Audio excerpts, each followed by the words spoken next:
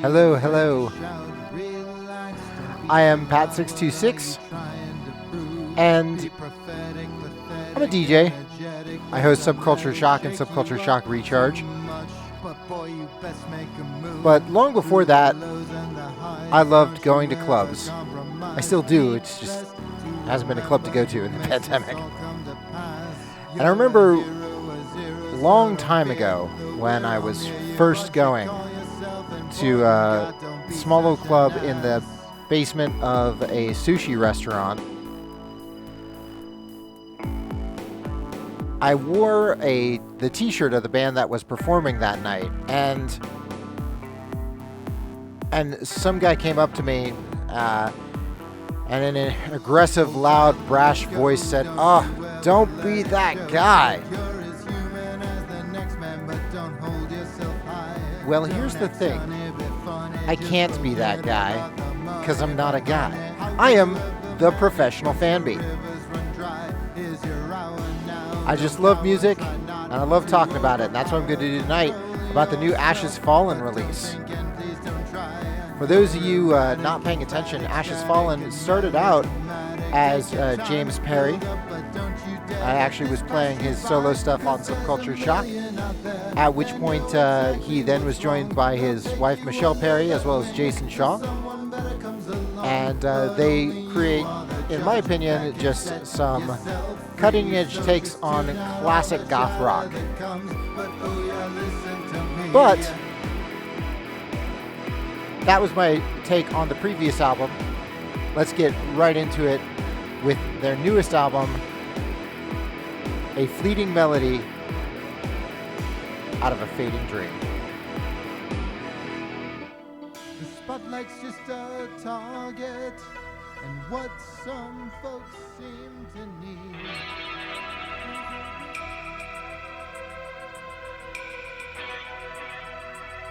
How's that for an intro? Immediately captivated, and there's just something foreboding about those strings that immediately grabs our attention, and as soon as the guitar tone comes in, you know that you're in for some dance goth that really, in my opinion, harkens back to the late 90s and early 2000s goth club scene. Immediately think of bands like The Last Dance, for instance. But don't think that that's the only thing that you're going to hear on this album, because these guys run the gamut of decades worth of goth rock. A variety of styles is going to be heard throughout, but I feel like this is a great one to start off on, not only because it gets us on like a hopping note right away, but also because it sets the tone for the first half of the album by just giving you this feeling of dystopia, which the lyrics then go along with. Like, they promise better days, how soon they turn away. And that is a very important lyric for right now, because I got a question for Joe Biden. Yeah, are those kids still in cages?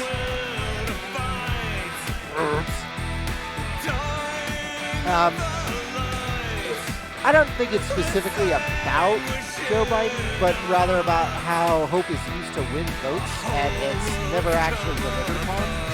We've also got notes like, is truth no longer real? Like right here.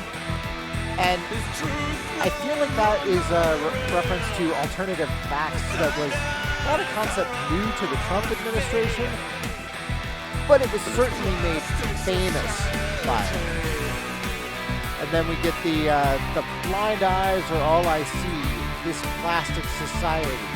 So this is a theme that's also going to permeate the next few songs, just the idea of ignoring the problems of the world, how it's not bad enough that these things are happening, but a great portion of society just doesn't seem to be bothered by it, or is bothered by it but doesn't really do anything about it.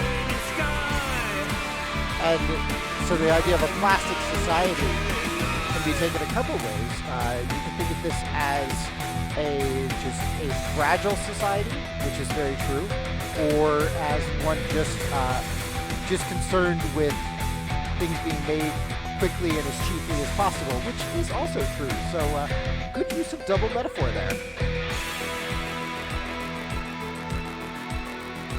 And let me tell you something.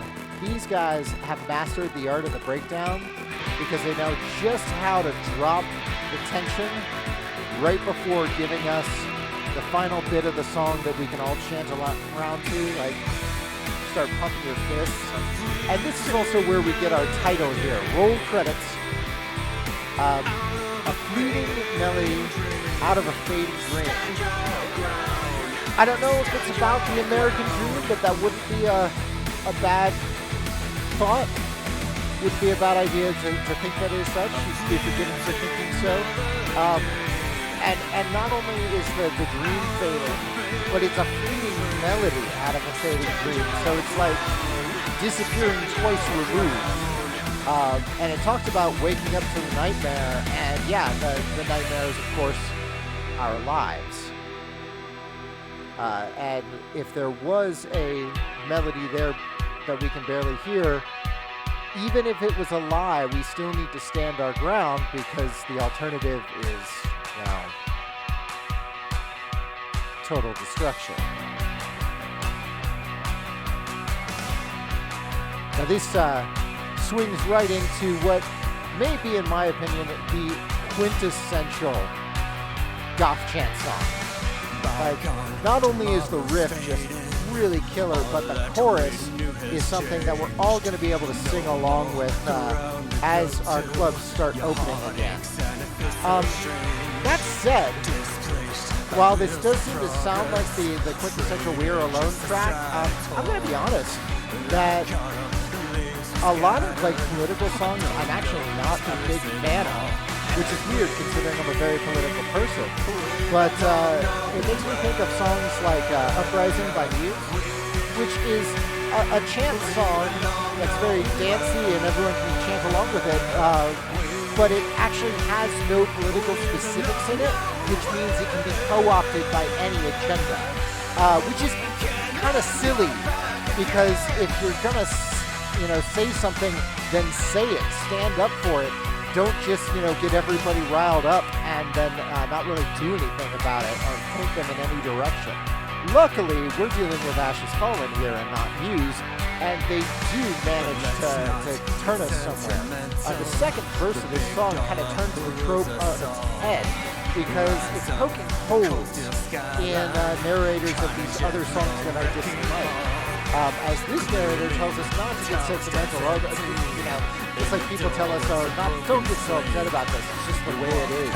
And the enemy is clearly identified as late-stage capitalism, even liberal capitalism, because it's a kinder, gentler wrecking ball. But most importantly, the same people that are chanting that they belong nowhere are shuffling past the sleeping poor because they've got appointments. Now this is a political song that I can get behind. This is a song that I can chant and absolutely will.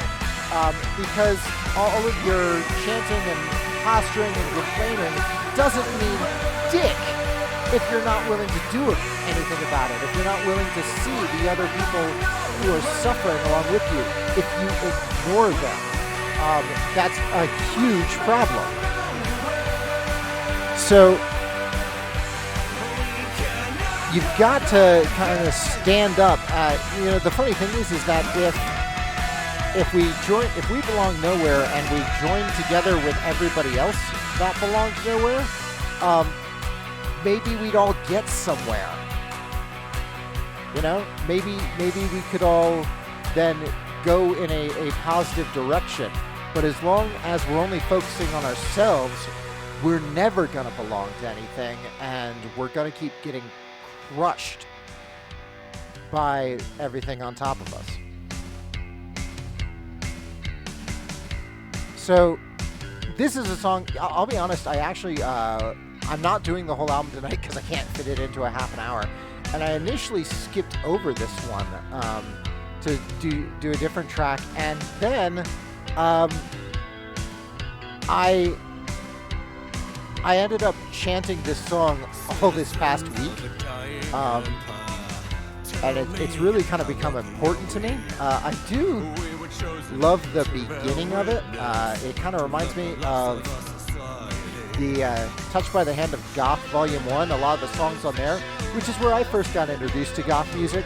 So that was dealing with kind of the harder edge of romantic goth that was really kind of second wave, but I hadn't discovered goth music until this. I was listening mostly to industrial, and so this sound will always be home for me. It will always be nostalgia, and this song really nails it. And this song is not hiding at all what it's about. It's not hiding the issues, unlike some other political songs. It talks about soup kitchen lines are growing while full market profits rise, debates in the hall of power, they pass the buck and point the blame, and see the vicar dine with Judas, salvation is so far away, is I think the quintessential line of the first verse, because beyond the obvious religious illusion, we're also pointing out anyone who would normally ally with a supposed force for good is instead cozying up to the traitor to that good for money, power, or just because it's easier. And that is a huge deal in this song. Bear witness is a condemnation of passive observation. This isn't the first song laying out proof that society is collapsing, but at the beginning, when the narrator says, how lucky are we to have been chosen to bear witness?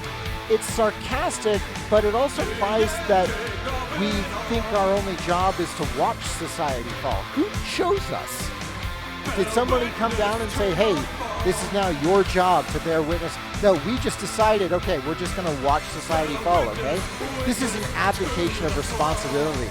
We didn't cause the problem, so we shouldn't have to do anything about it, right?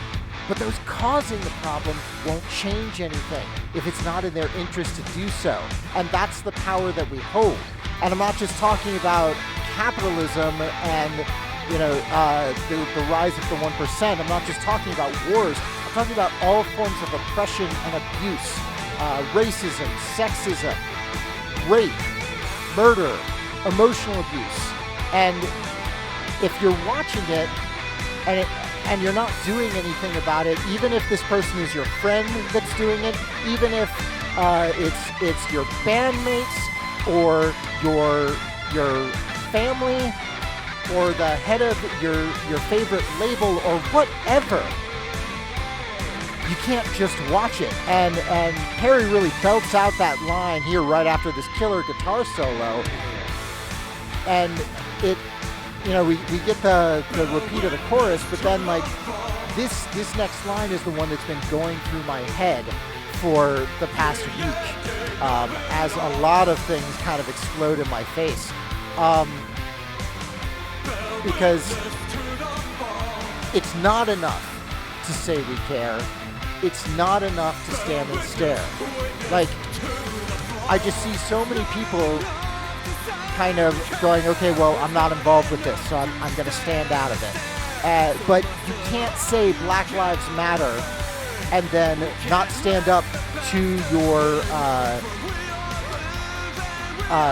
you can't say Black Lives Matter and then not stand up to your racist friends or coworkers. You can't say believe women and then when enough accusations come up to really make you wonder about a potential rapist, you can't say, okay, well, believe women except when they're accusing my friend or someone I care about. So that's just kind of an important thing, that it's the second half of what's been said already, and that needs to be said more often. So now we get on to Thy Will Be Done, and kind of the title of the song and the chanting at the beginning lets us know that we have reached the religious portion of our political discussion. But, there are a lot of religious songs out there, or songs dealing with religion in the goth industrial scene, and This one I find is a little bit different in a way that I enjoy. It's not your typical just religion bad political discussion, but rather a condemnation of how some people, evangelicals, practice their religion. So these believers' crimes are on full display, you know, and we're going to get kind of a list of them. But why do these crimes even come up? Because the narrator says a prayer for God's will to be done. And the avenging angel has come, but not for some undefined sinners, but for the very people who would deem themselves holy. And so we get a lot of their crimes listed here. You know, they believe themselves evolved, but instead they sanctify rape and murder. Their intentions are driven by scorn and greed, and commit atrocities in God's name, and they're just out to make the world bleed. So the one thing that God can't save them from, as yet another catchy chorus gives us, is that God can't save us from ourselves. It kind of reminds me of that Russian proverb, pray to God, but row for shore. The idea that, you know, just because God is there doesn't mean you don't have to do anything about it. Do what you can to save your own damn self anyway. And I feel like a lot of people, Christians especially American evangelical Christians, hear the idea that good works won't get you blessed, and they stop there. And that's the problem. It's like, technically, according to the religion, that's true, but the other half of that is that good works are proof that you are blessed. Like, even if we're all sinners, by doing good, we prove that there's still something in us worth saving. Now, you don't have to just take my non-Christian word for it either. All right, there are a lot of biblical scholars out there that are saying the same thing. So it's kind of the idea that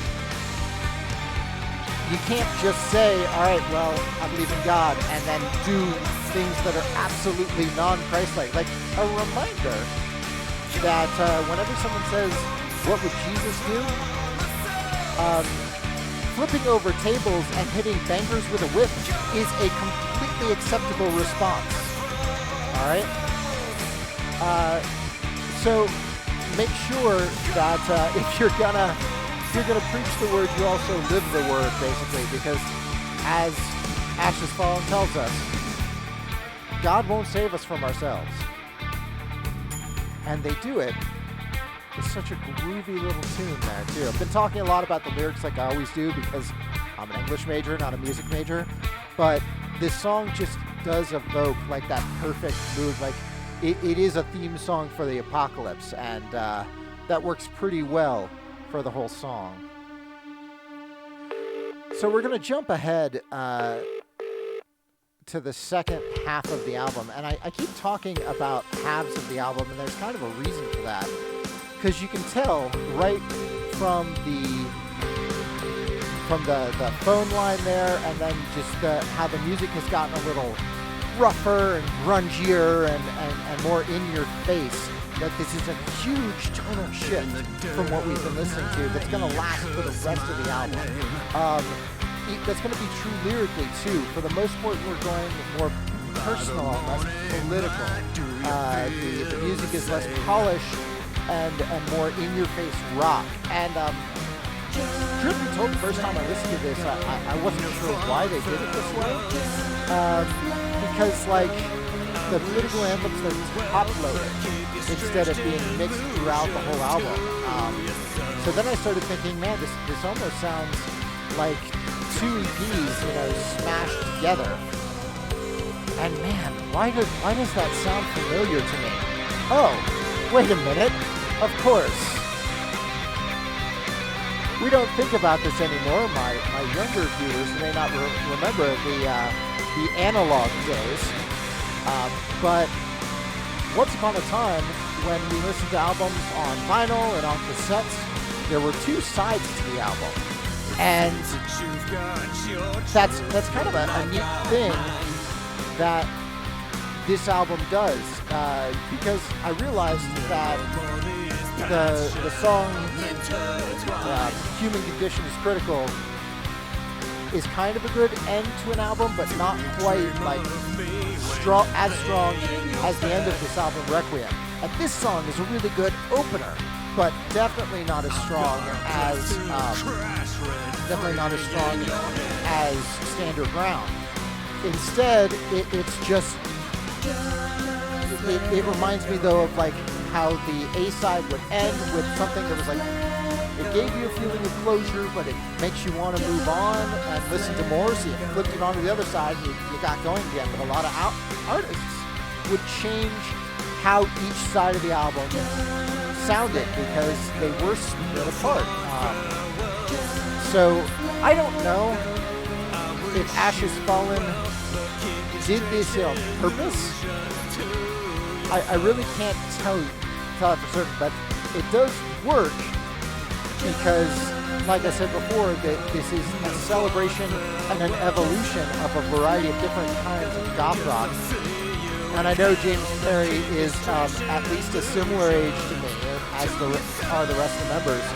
So I could see this absolutely being done on purpose. And my honest advice to Ashes Fallen is, if it wasn't done on purpose, own it anyway. Just own it. Go for it. Because otherwise the last like 3 minutes of my life are wasted, and you don't want to do that to me. But also it's just, it's badass.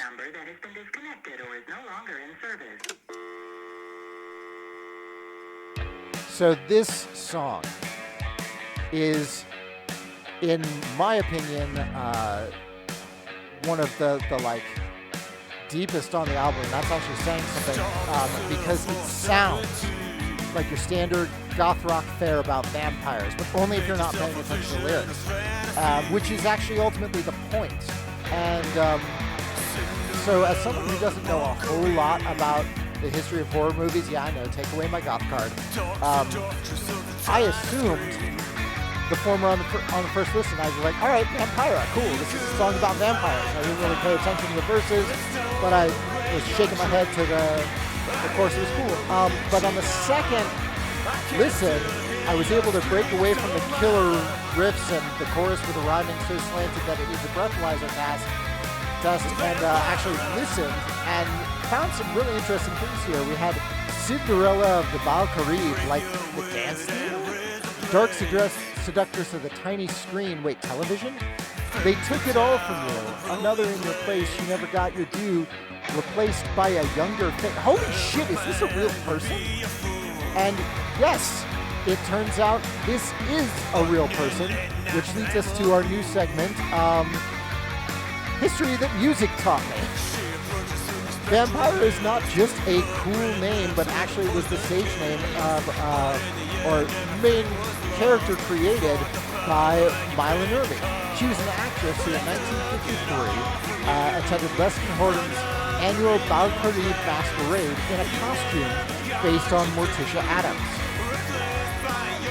So producer Hunter Stromberg Jr. sought after her to host horror movies on TV, and she was the first person that ever did that. So she invented the vampire character based on a variety of influences, and ultimately made it her own with her signature piercing scream. Thing is, the station canceled her show in 1955 after the death of her friend, actor James Dean, because they were afraid that the tabloid attention would be drawn to her. But the network tried desperately to get her to sign the rights of Vampira, specifically the name, over to them, as she was the first in what would become a huge trend of horror hosts. But she refused, and so she was ultimately blacklisted. Like, most people know her from her most famous role, a version of Vampira in 1959's Plan 9 from Outer Space, but she mostly took that because she couldn't really find work. And it is infamously known as the worst movie ever made. But despite being so influential, by 1962, she was reduced to selling linoleum flooring and selling handmade jewelry under the name she still held the rights to. And it kind of went that way until 1981 when KJTV asked her to revive Vampire for television, and they even offered her an executive producer spot. So she really thought that it was going to go somewhere. But then one day, came in to do contract signing and discovered that comic Cassandra Peterson had been assigned the role of Vampire without even talking to her, and they started changing aspects of it. Vampira left the deal, and because they weren't able to use the name anymore, they went with Elvira. Yeah, that's right. Elvira. And that's the one that I remember. And meanwhile, Nurmi, she faded into obscurity and spent most of the rest of her life in abject poverty. Now, I only knew of Elvira, so that's why that song is so perfect. It pays homage to the schlock horror I thought I knew and teaches us about the darker side of the industry, where businessmen are far more bloodthirsty than vampires. And it's such an impressive to talk about song that it's really difficult to smash it all into, one song. Sorry, Forever. So let's talk about Forever. It's the last song that I'm going to cover tonight, just simply because the whole album's great, but I have difficulty fitting it all into a half an hour. So there are a lot of things that this song could be about. It could be about, someone separated from their lover, perhaps even by death.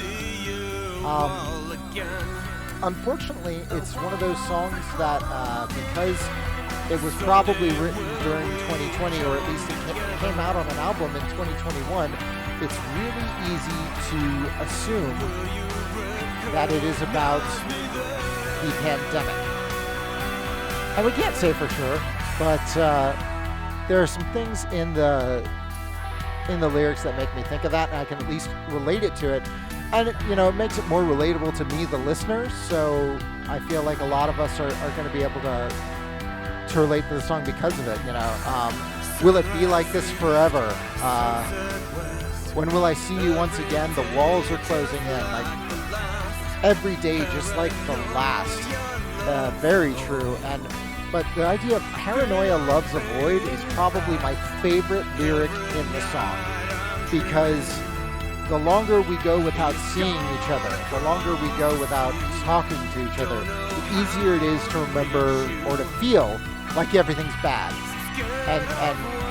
and to remember our own depression.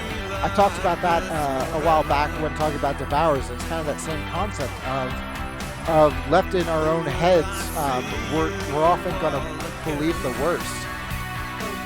And the other half of that being, someday if we come together, will you recognize me then? And again, that can be true for a variety of meanings for the song, but taking at it from the pandemic aspect of I don't know about the rest of you, I'm a completely different person now than I was. I'm actually having a terrible time socializing in public. True story. I am much more comfortable behind this microphone talking to you all over this chat than I am doing anything else. And I feel like this song, even if it's not about the pandemic, it's about the trauma of separation and how it changes who we are. And so when we do finally come together again, we might be unrecognizable. Oh, I'm gonna talk about chat for just a second because Ashes Fallen did confirm it was the pandemic, so I feel better now. But yeah, will you recognize me then? Will Will we ever be the same? And the answer is no, we won't. We've all changed. And it's up to us to embrace that change with each other and help each other through it. Kind of goes back to what I said in the very first or the very second song, We Belong Nowhere, where if we can all gather together with everyone who belongs nowhere, then maybe we'll belong somewhere. And if you had to take one message from this album, that's a great one to take. I wouldn't recommend just taking one because then you'd be missing a whole lot of other great stuff.